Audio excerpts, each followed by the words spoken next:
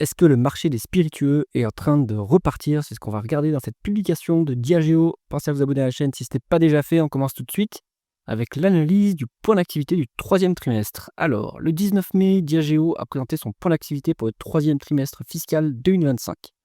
Diageo affiche une performance convenable au troisième trimestre avec un chiffre d'affaires net en hausse de 2,9% à 4,4 milliards de dollars.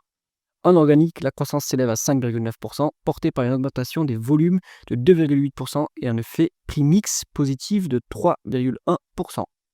Cette dynamique bénéficie d'un effet de phasage favorable estimé à 4% de la croissance organique, principalement en Amérique du Nord et en Amérique latine. Mais cet effet devrait s'inverser au quatrième trimestre.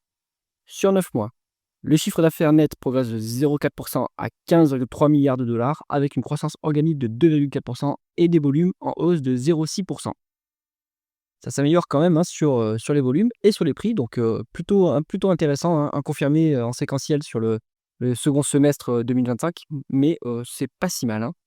Diageo anticipe une légère baisse du résultat opérationnel organique au second semestre en ligne avec le premier semestre, intégrant l'impact du tarif douanier américain. Environ 150 millions de dollars en rythme annualisé, dont la moitié atténuée via des mesures spécifiques. Les free cash flow sont la priorité stratégique. Le programme Accelerate vise à générer 3 milliards de dollars par an dès l'exercice 2026, soutenu par 500 millions de dollars d'économies sur 3 ans. En effet, on a des plans d'économie également aussi sur Pernod Ricard, puisque quand le chiffre d'affaires baisse, avec l'effet de levier, avec le levier opérationnel qui part dans l'autre sens, ça atténue encore plus fortement le résultat opérationnel. Donc pour atténuer cet effet-là, il faut des mesures d'économie, évidemment. L'endettement reste élevé avec un ratio dette nette sur EBITDA attendu entre 3,3 et 3,5 fin 2025, au-dessus de la cible des 2,5 3 fois. Diageo s'engage à revenir dans cette fourchette d'ici 2028 grâce à une croissance organique, une discipline financière renforcée et des cessions sélectives. Donc on voit ici, je vous ai mis le ratio d'endettement de Diageo.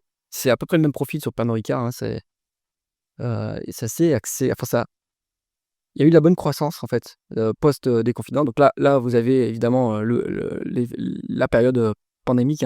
Donc la dette monte, l'EBITDA baisse, la dette monte. Hop, ensuite, forte explosion du marché, tout a bien marché, le marché était en forte croissance, ça a permis de faire baisser le levier, mais pas tant que ça finalement. Et puis là, hop, on est sur la phase de ralentissement, déstockage, etc. Et là, on se reprend un levier qui monte. C'est le problème sur cette industrie, c'est qu'elle est très intensive en capital. Il faut le coût des stocks pèse, surtout quand les taux d'intérêt montent.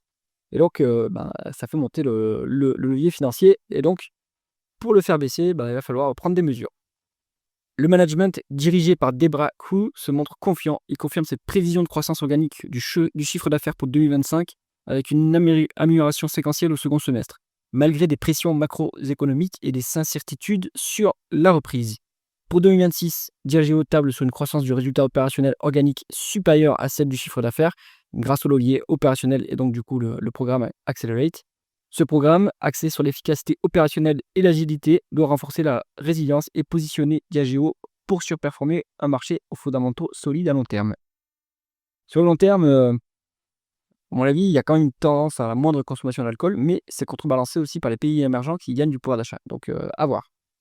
Cette publication est rassurante. Toutefois, le levier reste encore trop élevé. Il faut s'attendre à une continuation du nettoyage des portefeuilles de Diageo et Pernod Ricard, actant des acquisitions souvent payées trop cher. Par exemple, Pernod Ricard cherche à vendre son champagne même actuellement. Il l'a reconnu, mais il ne trouve pas d'acheteurs à un prix intéressant. Ce qui veut dire aussi que c'est une industrie qui détruit de la valeur en fusion-acquisition. Mais ils achètent beaucoup trop cher les marques. Et du coup, ils sont après obligés de les céder avec des moins-values.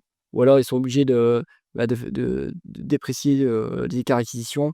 Donc, finalement, il vaut mieux éviter de faire des acquisitions trop chères en fait et attendre plutôt des bas de cycle quand le marché se retourne. Et c'est à ce moment-là qu'il y a des bonnes affaires. Par exemple, le champagne Mumm, quelqu'un fera une bonne affaire si il arrive à négocier un bon prix avec Pernod Ricard. J'espère que cette vidéo sur le plan d'activité du troisième trimestre de Diageo vous a intéressé. Si c'est le cas, mettez un pouce vers le haut et pensez à vous abonner à la chaîne. À bientôt.